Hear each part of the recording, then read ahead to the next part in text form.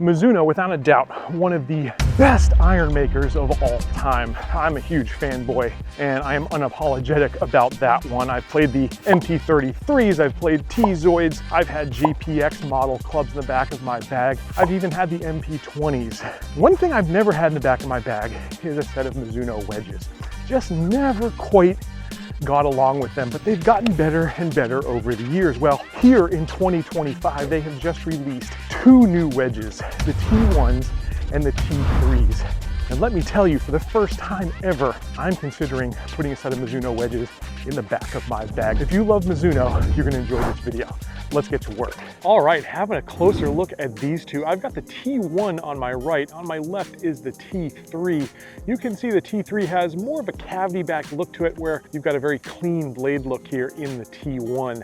Both of these are fully forged. Both of these have copper underlayment. Both of these have very deep cut grooves and beautiful milling on the face of this club. The other differences though are going to be in the bounce as well as the options available. With the T1, you've got 6 different sole profiles that will match your game or the conditions that you're playing in. With the T3, you've got 3 options to choose from. For both of these here in my hands, I've got the M models, which is the moderate bounce, kind of the middle of the road all-arounder. If you take a close look at this, the V1 is pretty thin for a 58-degree wedge. That X grind is a little bit wider there on the 60-degree wedge. And of course, we've got 3 different finish options. You've got the chrome, you've got a black, which is more of a shiny black towards the back, more matte black towards the face. And my favorite of this line, this beautiful blue color that really pops. Again, kind of a shine and a glimmer on the back side, a little bit more matte there towards the face. And also both of these have chrome colored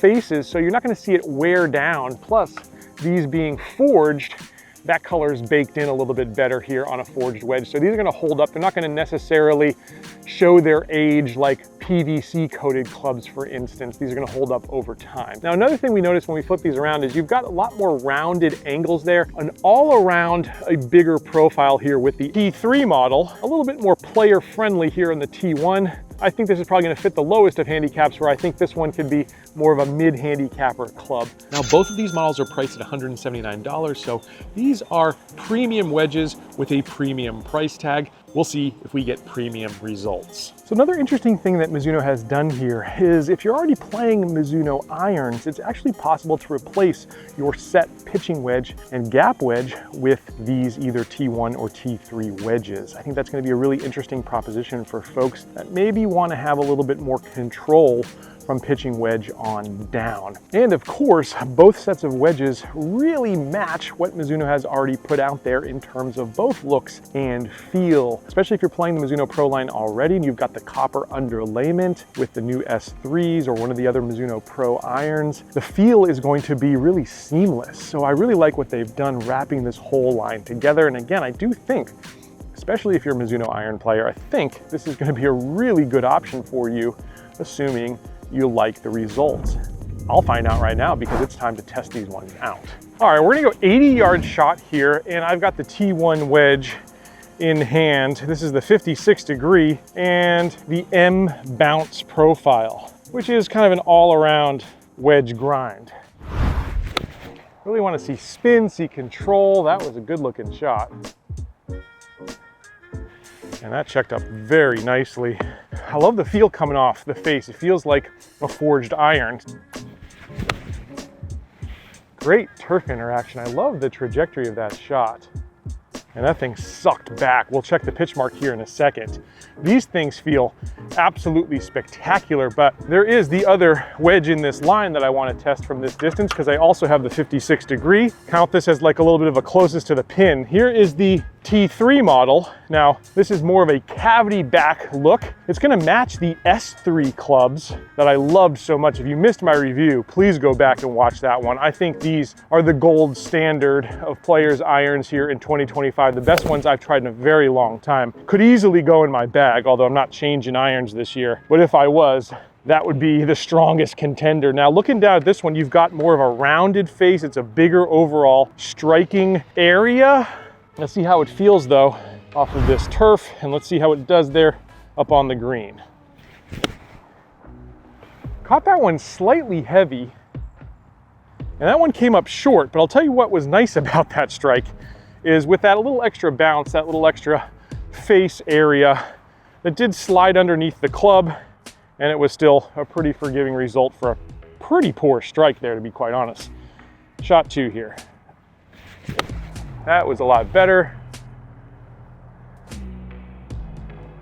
And that sucked back just a little bit as well. I think I prefer the T1, but I don't think you can go wrong with either. The reason I do prefer the T1, by the way, is just the overall shape is a little closer to types of wedges I normally play, something like a Vokey. That T3 is just a little bit bigger overall profile. But I think that's also going to inspire a little bit more confidence in you folks that are playing maybe the JPX series of clubs or another one of Mizuno's more forgiving, friendly options. My first ball there, it landed right there, and you can see had some decent grab. But all 3 of these ones are pretty darn good. These 2 that are slightly short are going to be the T1s. You can see my pitch mark here, and it's sucked back. This is my pitch mark here for the T3, and that one had nice check as well. Last pitch mark here for the T1. That was my first T1 shot, and here's where it rolled out. Right here, it actually kind of rolled sideways with nice check. All in all, both wedges had great grabs. Seemed to me like the T1 was just a little bit better, but I love the spin I'm getting out of both of those. All right, what we're gonna do now is just test a very tight lie chip here in the run-ups to these greens here in the winter. Really, really firm, really fast. Not a lot of grass to get your club under the ball. Let's test both the T1 and T3 here. And again, play a little bit of a closest to the pin. We're gonna go 2 balls each and see how these things perform. I'll walk you through what I'm feeling. My landing zone, by the way, is gonna be right in here. All right, because this green is fast. It's moving right to left or left to right as you see it. So this is more of a chip shot. This time I'm gonna start off with the T3. Again, bigger profile here, a little bit more rounded, slightly wider looking sole to me. Settle. Not bad. I kind of missed it a little bit on the thin side, but did have some decent check there, even coming off the fringe.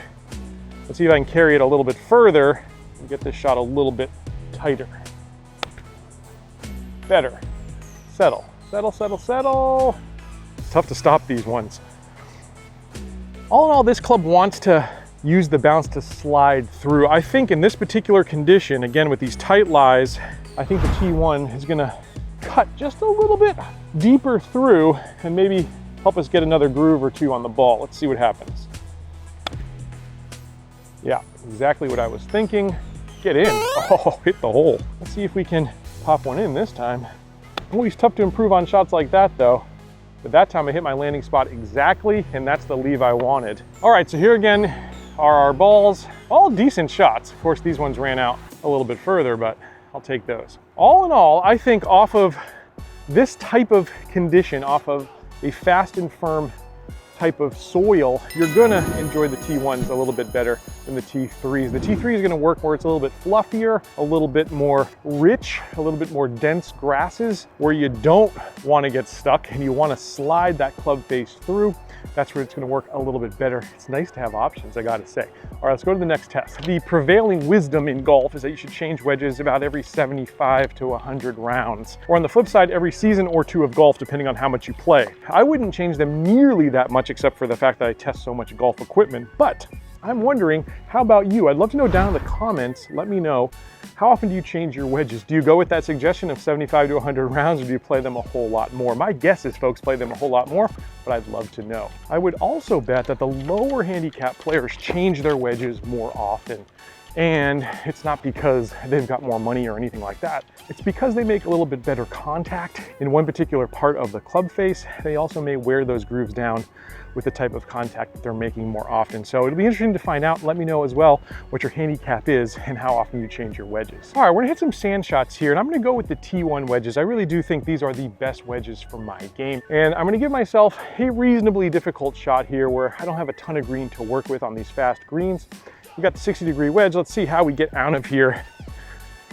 And let's see if we can escape the sand. I'm gonna open that face up even a little bit more than 60-degree wedges. Take a nice confident swing out of here. Up and out, pretty darn nice. Look at that thing roll out. That's a really good shot for the first shot with any wedge. I'd like to carry it just a little bit further and see a little bit more spin. I'm gonna hit a slightly different shot here. get in. Oh, it hit the cup. I love how this is sliding right through with that bigger bounce. And I love how it's just moving that sand so easily. That's 3 for 3 in terms of execution in that last one. Get in the hole, get in the hole. Woo! I'm a believer in these T1 wedges. I think you saw it right there. Again, love the fact that you've got more options here to suit your game, but both wedges are gonna be standouts for any golfer out there, especially if you're a Mizuno fanboy like me. This is gonna fit so well with those irons in the back of your bag. And that is one legato in the jar. Not too shabby for the first time trying a wedge. Yeah, these T1 wedges could absolutely go in my bag. I like that you've got the different grind options. I like that you have the different finish options, but more so, I really like that smaller profile. It just suits my eye a little bit better, but really there's no going wrong here with this series. They both feel excellent. They're both gonna provide ample distance, ample spin, and all the feel you could ever want. That's what Mizuno is known for. If you're playing Mizuno irons, there's really no reason not to have these in the back of your bag to match the set. And if you're playing whatever irons, I think you should give these ones a shot for sure. Highly enjoyed them. These ones are definitely a contender for me for wedge of the year, and it just showed on that shot. Now, if you are wedge shopping this year, I've got a couple of other contenders I think you should consider. I'm gonna leave this video here, which is a very forgiving wedge for you higher handicappers, and I'm gonna leave this one here, which is a great all-arounder for you mid-handicappers. It's the wedge that's been in my bag all year to this point. I hope you enjoyed it. I'll catch you back here next time on another edition of Let's Play Through.